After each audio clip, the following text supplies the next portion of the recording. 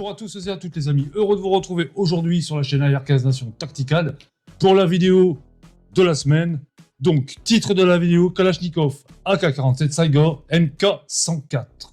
Donc, nous allons commencer la vidéo de suite après ça. Bienvenue à tous les nouveaux abonnés, bienvenue à tous ceux qui viennent de rejoindre la chaîne. N'oubliez pas d'appuyer sur la petite cloche de notification qui va apparaître devant vous, donc ici, pour être au courant des dernières informations qui sortiront sur la chaîne, les vidéos, les posts et tout ce qui va bien, etc., etc. Merci à mon modérateur principal, Jeff, qui s'occupe notamment, comme aujourd'hui, des trolls qui arrivent sur la chaîne, bien évidemment. Donc, les consignes sont très simples, c'est virer et supprimer. Comme ça, c'est réglé, il n'y a pas d'histoire. Donc, comme ça, on est tranquille. Donc les amis, pour tous ceux qui me connaissent, merci à vous tous. Encore un volet sur les AK-47, il y en aura encore plusieurs, notamment sur le stand de tir. Donc Jeff a fait l'acquisition de la Saiga qu'on va vous présenter, donc la AK-47 MK104, en tant que novice, je précise bien au niveau de l'arme et non pas au niveau du tir, parce que maintenant il est plus novice. Donc puisque c'est un domaine qu'il ne connaît pas, c'est un autre monde. Je vais lui demander un petit peu son ressenti et on va vous présenter ici deux spécimens différents d'AK-47, donc une pure et dure, et une variante exceptionnelle à mon sens, que vous avez déjà vu dans les vidéos, mais je vais revenir dessus, mais vraiment, on va simplement la survoler, pour montrer les différences entre les canons et les calibres. Donc Jeff, merci d'être présent. Eh ben de rien. Donc première question que je vais me permettre de te poser, qu'est-ce qui t'a décidé de passer sur un AK-47, sur une plateforme AK-47? L'envie. Ça fait longtemps que j'ai envie de cette plateforme. Parce que, bon, la R15, on le voit partout. Tout à fait. Et je parle de la AK, c'est une arme que j'ai détestée il y a un petit moment. Ouais. Et un jour, j'en ai essayé une au stand, j'ai adoré, et puis j'en voulais une. Donc vous voyez les amis là, donc là il est en train de vous prouver par A plus B ce que je dis souvent dans mes vidéos, dans certaines vidéos, on peut pas se faire de préjugés sur quoi que ce soit. Ouais. On est d'accord? Ah oui, complètement. Voilà. Donc la preuve, c'est que ça vient de t'arriver et en fait maintenant, t'adores ça. Ah oui, ouais. Voilà. Donc maintenant, je vais te demander, parce que là tu vas confirmer ce que j'ai déjà dit dans une de mes vidéos, mais donc là tu vas le confirmer toi-même, parce que là tu démarres sur les plateformes AK-47, t'as remarqué, mais que ça n'a rien à voir avec des AR-15. Ouais, complètement. C'est un autre monde. Ouais. Voilà. Pour les raisons suivantes. Vous avez des variantes, vous avez des accessoires qui vont pas forcément s'adapter, on est d'accord. Ça va demander énormément de modifs, on est d'accord. Ouais. Ah, t'as vu ça? Et c'est pas fini. Ça va demander énormément de recherche et du matériel opérationnel. Donc pas du matériel acheté sur Wish, etc., etc. On est d'accord. Hein? Ouais. C'est un monde différent puisque le monde des plateformes AK-47 est tellement vaste. Il y a tellement de variantes par rapport aux conceptions étrangères, chinoises, polonaises, serbes.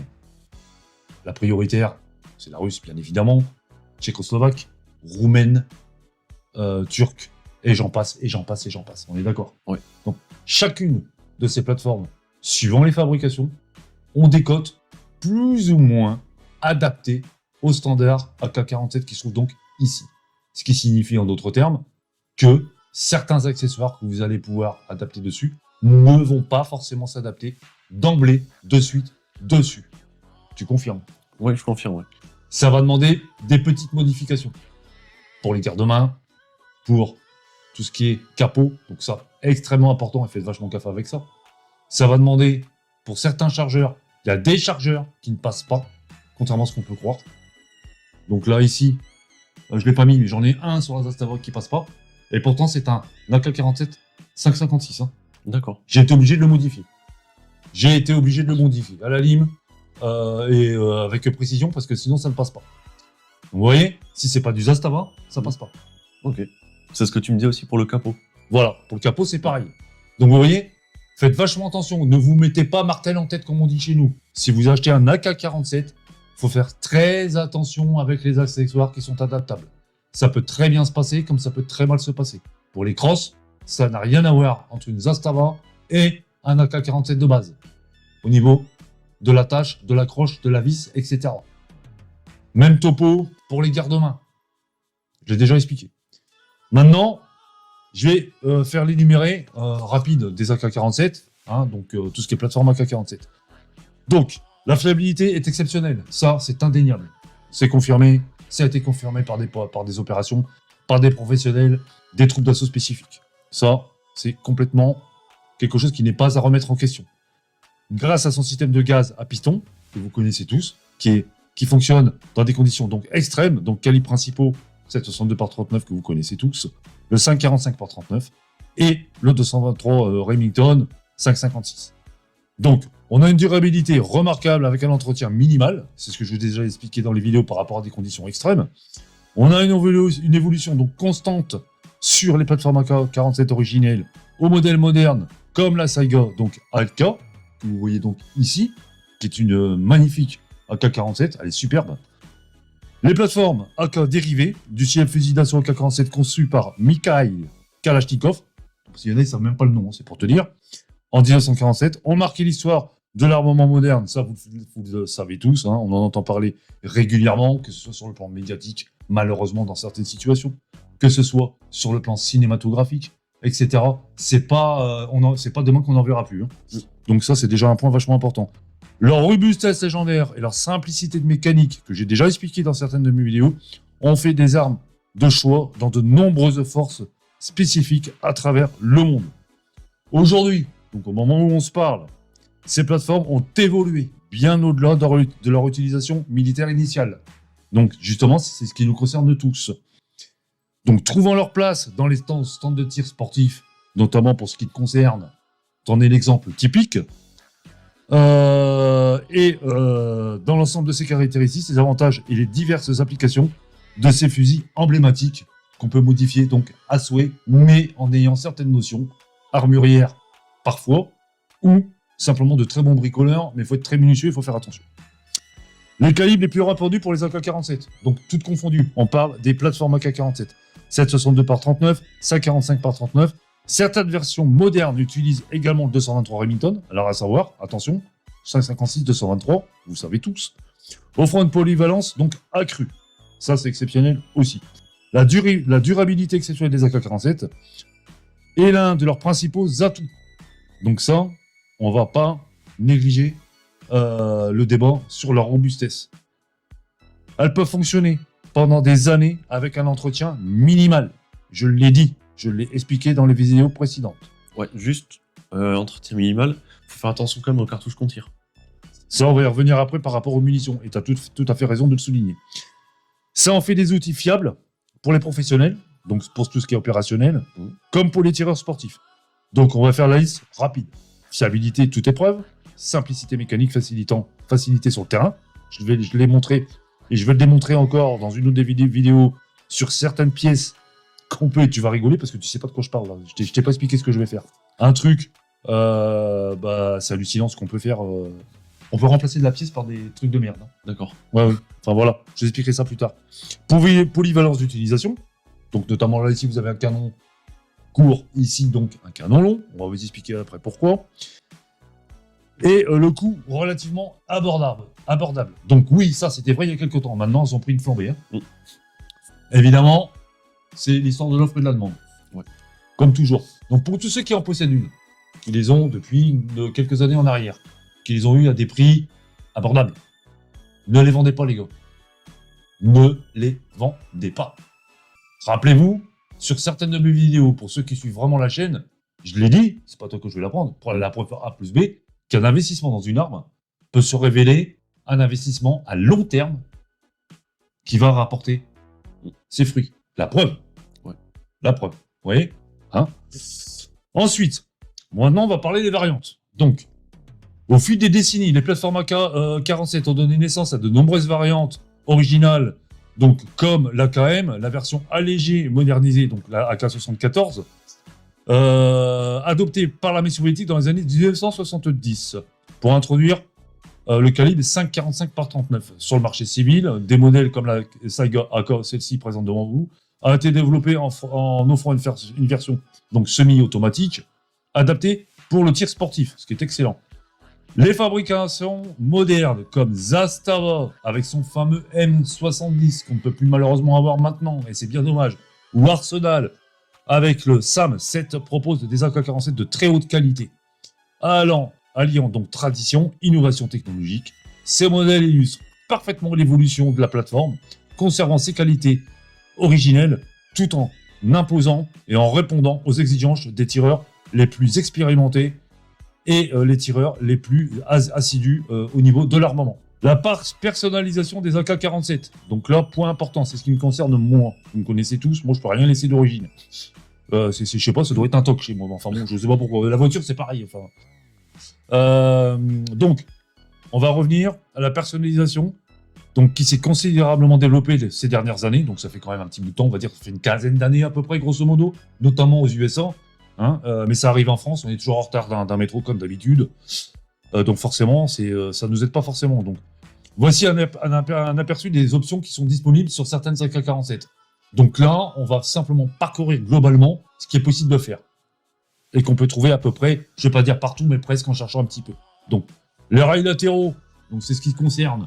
Donc, la partie latérale de la AK-47 sur les plateformes AK-47, vous avez un rail où vous allez pouvoir adapter dessus, comme ici, devant vous, un LPVO par exemple, ou un support avec rail Picatinny pour pouvoir y adapter dessus, point rouge, red dot, évidemment point rouge red dot, holographique, avec une loupe, etc., etc., etc. Même configuration que sur un AR-15. Sauf que vous n'aurez pas les mêmes montages, bien évidemment, ça va de soi. Donc tout ce qui est Picatinny, comme je viens de le dire, donc c'est du M-Lock ou du K-Mode pour certains, donc vaut mieux de l'hybride par rapport aux cartes de main. Les accessoires, donc compensateurs de recul, ça j'en parle régulièrement de ça, donc Flash Rider. Donc on va parler surtout de hybride. Je conseille à tous d'avoir un hybride, donc ça c'est ce qu'il y a de mieux. Donc les poignées avant, vous savez tous, hein, même configuration que sur un AR.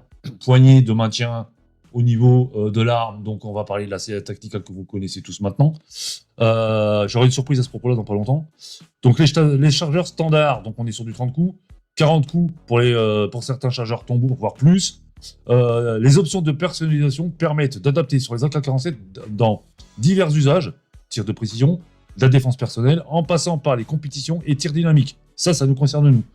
En tant que tireur passionné, moi personnellement, donc j'apprécie la possibilité de pouvoir la configurer, bien évidemment, parce que ça j'adore ça, les AK-47 selon mes préférences et mes besoins spécifiques. Et ça c'est ce que je dis souvent. Donc une arme de base, on peut vraiment se la personnaliser à volonté par rapport à ses préférences. Et ça, je trouve ça génial dans les armes. Bon, par contre, ça demande des connaissances, il ne faut pas faire n'importe quoi. Maintenant, l'application pratique en comparaison avec un AR-15. Donc là, c'est encore un autre volet. On va survoler rapide, mais un jour, on va vraiment faire la différence.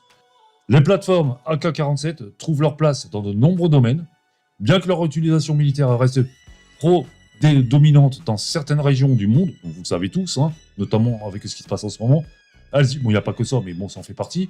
Elles illustrent également dans le tir sportif, la compétition de tir dynamique voit de plus en plus des participants opter pour des plateformes AK-47 customisées. Donc là, moi je suis concerné. Appréciant la fiabilité, bien évidemment, et le caractère distinctif de l'arme. Donc ça, vous l'aurez tous compris. Ensuite, les comparaisons entre l'AR-15 et l'AK-47 est un sujet à débat. C'est un débat récurrent parmi les passionnés d'armes. Ça, je confirme, parce qu'il y aura toujours quelqu'un qui va préférer son AR-15, etc., etc. C'est comme les voitures, c'est comme les motos, c'est comme beaucoup de choses. On va pas débattre aujourd'hui là-dessus. On fera simplement des comparaisons mécaniques avérées. C'est pas la même chose. D'accord? On va pas faire le débat. C'est mieux un AK-47 ou c'est mieux un AR-15. Ouais. D'accord? Ouais. Ils ont chacun leur qualité, chacun leurs défauts. Moi, personnellement, je travaille avec les deux plateformes et j'adore ça. Voilà. Maintenant, il faut savoir les tenants, les aboutissants, les limites droites et les limites gauches de chaque arme. Voilà. Donc comme ça, au moins, les choses sont claires. Donc maintenant, devant vous, vous avez donc une version canon court. Donc là, c'est la MK104. Voilà. Que possède donc Jeff. Celle-ci, pour vous montrer l'exemple, elle est donc en 5,56. Je me précise bien, 5,56 autant. Toutes les 5,56 passent. Toutes. Je dis bien toutes. Même de la SS-109, hein, sans problème. La différence, c'est qu'elle a un canon pour la balistique de la 5,56. On en a parlé tous les deux tout à l'heure. Alors, maintenant, je vais te poser une question parce que je vais t'essayer de répondre, parce que tu as fait des tests aussi de ton côté. Explique-nous. Ouais. Parce que ça, c'est une idée aussi préconçue. La différence d'un canon court par rapport à un canon long avec le même calibre, autrement dit, en 7,62 par 39, qui, pour moi, ne fait pas la différence. Explication de Jeff. Alors, la 7,62-39, elle a une ogive lourde, une balle qui est lourde, et il y a peu de poudre en comparaison, par exemple, à une 308. On est d'accord? Pour la même, voilà, le même diamètre de balle. Ok.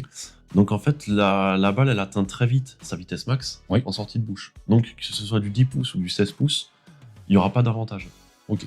Comparé à la 5,56, où là, il va falloir de la longueur pour faire tourner la balle, pour la faire gagner en vitesse Oui. et en stabilité.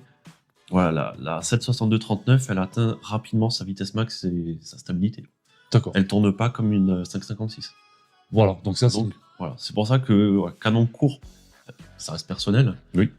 Canon court sur du 7,62-39, même si ça tape un petit peu plus, ça j'ai vu comparé à du 16 pouces, Oui. il y a un peu plus de recul, c'est un peu plus sec quand même. Oui.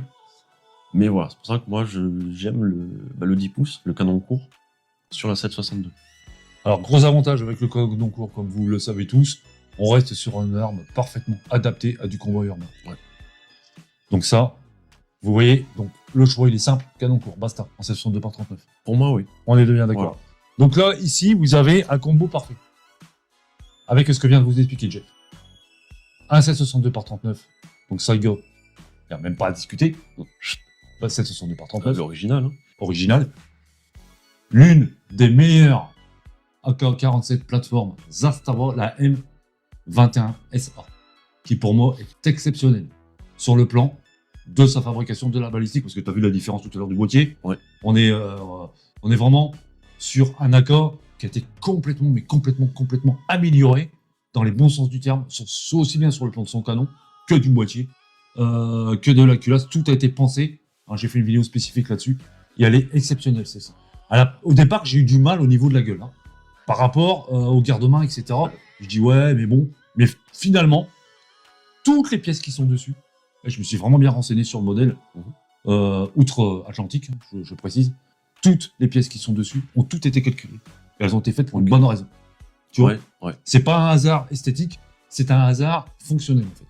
C'est pas un hasard. Ouais. Ça a été fait pour des raisons bien spécifiques. Et j'ai eu toutes les explications, notamment par exemple le garde-main qui est ouvert sur le dessus.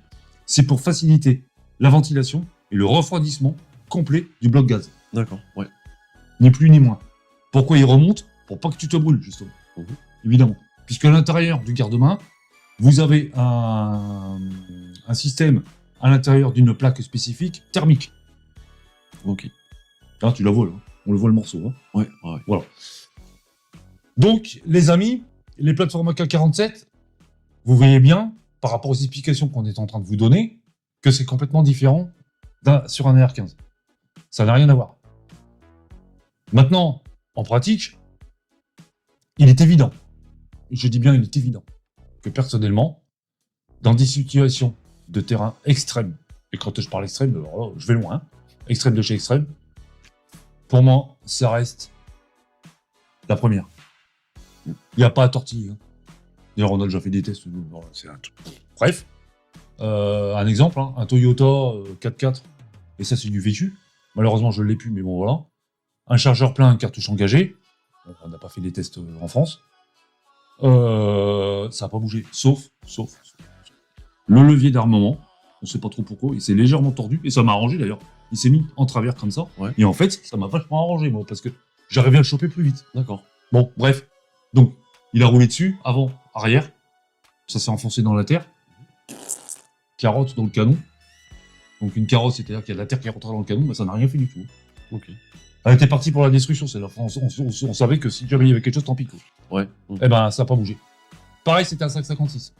Elle n'a pas bougé. Ça n'a pas bougé. Il n'y a pas eu de problème. Zéro problème. Okay. Donc, c'est pour vous dire, voilà, ça a été traîné à des vitesses de 50 km/h dans le sable, accroché derrière un véhicule. Ça ne bouge pas. Tu fous ça dans un bac de boue, tu la ressors, tu souffles un petit peu et encore même pas, tu tires, bah ça part. Ok. Donc, c'est une arme, on va dire, indestructible. J'ai même vu un canon, qui était complètement tordu par rapport à la chauffe des tirs. Donc, il faut envoyer. Il faut vraiment envoyer. En rafale, bah, le canon, tu prends dessus, tu tapes dessus, tu le redresses légèrement, ça repart. Truc de fou. Hein. Bon, voilà. Donc, c'est pour vous dire un petit peu comment dirais-je, la rusticité et la fiabilité dans tous les domaines d'un AK-47. Évidemment, c'est pas à faire Ça, c'est évident, c'est une évidence. Voilà. Mais vous avez quand même dans les mains un engin qui vous fera jamais défaut. Alors attention, tu disais tout à l'heure, et on revient sur les munitions. Faire attention aux munitions quand même, comme toute arme, notamment celle-ci. Et tu vas nous expliquer pourquoi. Ouais, parce que c'est les munitions surplus sont corrosives. Ça peut être bon l'amorce ou le joint que tu m'expliquais qui était Ouais. en Mercure. mercure. Ouais. Et la poudre aussi, certaines poudres sont très corrosives à l'époque. Ouais. Les cartouches, ce qu'ils appellent les cartouches de surplus, qui sont interdites, je crois que je le précise, normalement stand de tir. D'accord. Donc ça, c'est à savoir. Ok. Il y a certains stands de tir, c'est niet. Après, ils ont leur raison. Moi, je suis un peu d'accord avec eux. Mais enfin, voilà. Et puis bon, les cartouches de surplus, il faut se dire une chose, c'est que même si elles ont été bien stockées, même si elles sont dans des boîtes complètement étanchéisées, elles ont un certain temps. Donc, il est possible d'avoir des ratés. Bon, c'est quand même relativement rare. Faut pas non plus se focaliser là-dessus ou être parano. Mais ce sont des cartouches, on va dire, d'urgence. Moi, je vais appeler ça comme ça. Des cartouches d'urgence, pas plus. Ouais. Maintenant, explique-nous ce que tu as déjà vu, parce que moi, j'en avais fait l'expérience une fois avec des cartouches, notamment, c'était de la Tulabo, d'ailleurs, donc qu'on peut plus avoir. J'avais des cartouches de surplus en 5,56 que j'avais tiré dans mon accord. J'ai eu l'erreur, à l'époque, de ne pas la nettoyer. Je les zappais complet, chose à ne jamais faire, donc vous voyez, hein, personne n'est parfait. Le lendemain, c'était complètement rouillé à l'intérieur de mon gaz-piston. Ok. Voilà, tout simplement. Donc, les astuces à ce niveau-là, si vous tirez de la surplus, ce que je ne conseille pas, bien évidemment. En 1, ce sont des étuis en acier laqué. 2, on les recharge pas. Ensuite, un nettoyer d'office. D'office. Bloc gaz, canon. Huilé, de suite. Après, tout ce qui est intérieur, c'est pareil, mais vous pourrez le faire chez vous. Et attention aussi à une chose. Les gens qui ont une certaine sudation au niveau des mains, tu sais, tu connais. Moi, j'ai vu des armes, notamment sur mon accord. Je l'avais prêté à quelqu'un sur le stand de tir. Il avait une sudation, j'ai pas fait attention à ça non plus. Je l'ai pas essuyé, on l'a pas essuyé. Pareil, ça rouillait tout mon bloc au niveau de l'arme. Okay. Ah, j'ai été obligé de. Ouais, c'était compliqué là. Donc, faites attention à ça. Hein. Ça fait partie de l'entretien. Vous avez votre arme. Ça coûte rien de passer un petit coup de chiffon dessus, vider, rapide. Une fois que vous avez fini et terminé, c'est réglé. Voilà. Maintenant, qu'est-ce que tu peux nous dire, toi, en tant qu'utilisateur, donc notamment de la Saiga, par rapport donc à la précision, par rapport à sa fiabilité, son fonctionnement. Est-ce que toi, quel plaisir t'en ressort de l'avoir maintenant par rapport à ce que tu as déjà eu dans les mains avant? Alors, précision, j'ai pas fait plus de 50 mètres. Donc ça, je peux pas trop en parler. Tu l'as réglé? J'ai pas réussi. Parce que c'était une journée avec vent, ma cible faisait que décrocher. Les conditions n'étaient pas optimales. Ouais. Donc c'était vraiment du tir pour tirer avec, pour voir un peu la différence avec mon VHS, au niveau du ressenti. Ah voilà, c'est ça qui nous intéresse. Voilà, c'était pas vraiment pour voir la précision intrinsèque de l'arme, c'était vraiment pour le ressenti. Et c'est différent. Voilà, celle-là, elle tape le canon court en 7,62, ça tape quand même, ça tape bien. Ça tape bien. Ouais. Après, le VHS amortit vachement bien, je trouve. Ouais.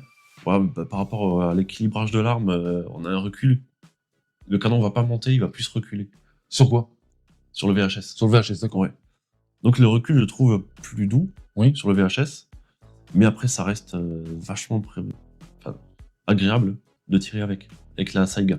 D'accord. Ok. Voilà. Est-ce que pour toi, c'est une arme qui est relativement lourde ou pas? Non. On est d'accord.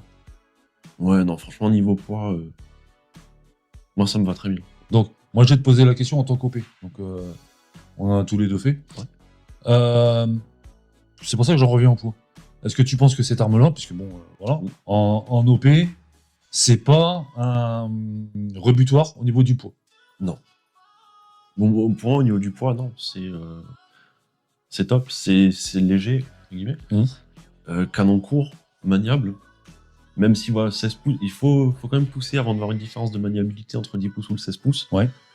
Mais niveau encombrement, voilà. Non, franchement, il n'y a aucun truc qui me dérangerait en OP avec. D'accord.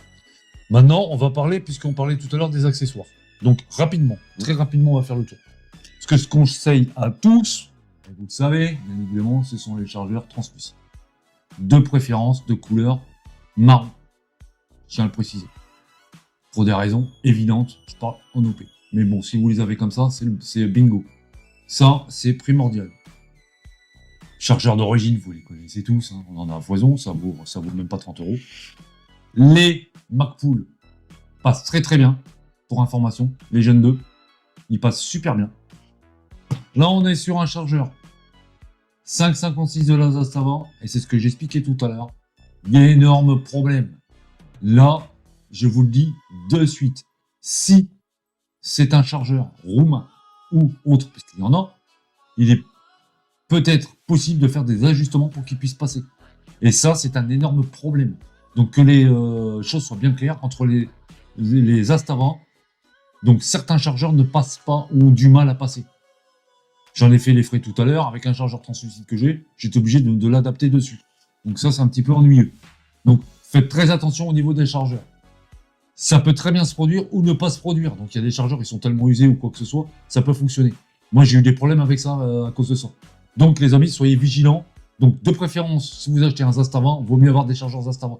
Mais le problème qui va se poser, c'est que si vous voulez des chargeurs, on va dire custom entre guillemets, comme ça, c'est ce que j'ai de l'autre côté, bah, ça me pose des problèmes, moi, puisque en fait, comme je vous le disais tout à l'heure, on n'est pas sur les mêmes cotes, il suffit qu'il y ait 2-3 mm de plus ou 2-3 mm de moins par rapport au chargeur d'origine, etc.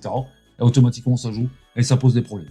Donc ça a toujours été le souci des Astava, et bien d'autres marques qui ne sont pas des marques, donc tout ce qui est Salga, etc., anciennement Isham, pardon, j'ai du mal à le dire, qui sont en format standard.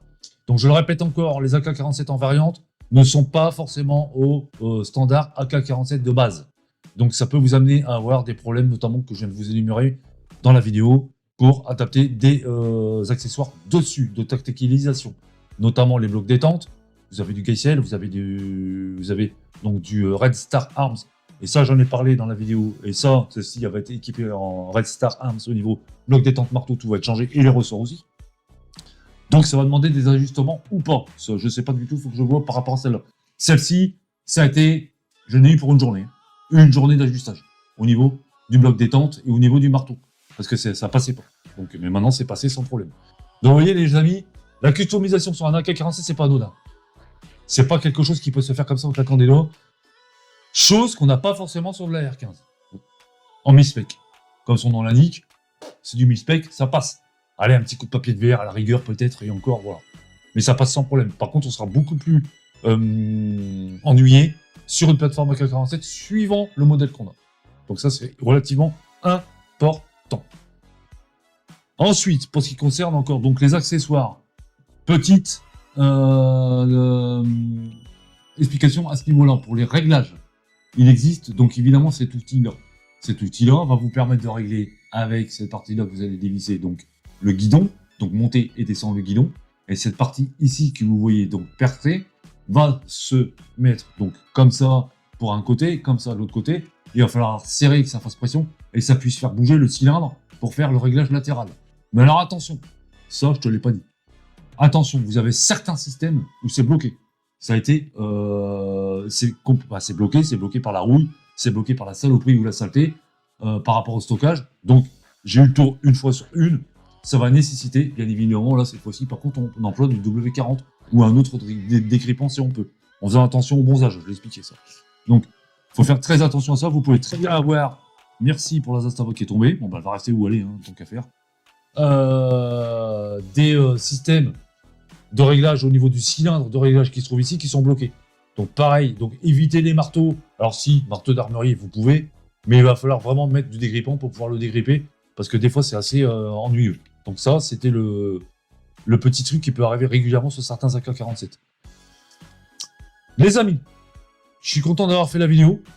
On a fait une bonne vidéo sur les AK-47. D'autres accessoires aussi. Donc tout ce qui est lampe laser, etc. Bien évidemment, c'est adaptable, hein, comme n'importe quel AR15 pour faire des customs. Les sangles, on revient pas dessus. C'est du Ferro Concept, du T-Rex, du Viking, etc. Toutes les marques qui sont des marques avérées et qui ont été utilisés dans l'opérationnel, il faut les prendre parce que c'est les meilleurs, dans le sens où ça a été testé au niveau de la durabilité, au niveau de la résistance et au niveau de la fonctionnalité. Pour faire du 1 point, 2 points, ou des 3 points. Donc ça, c'est important. Je vous renvoie aussi sur la vidéo pour ceux qui s'intéressent au niveau des sangles par rapport à ça, parce qu'il y a il y a des montages qui sont différents, il y a des choses qui sont à savoir et des choses qui sont à adapter sur les sangles. Voilà. Donc les amis, Jeff et moi, on vous dit merci. On vous dit à la prochaine vidéo sur la chaîne ARK Nation Tactical. Ciao les amis.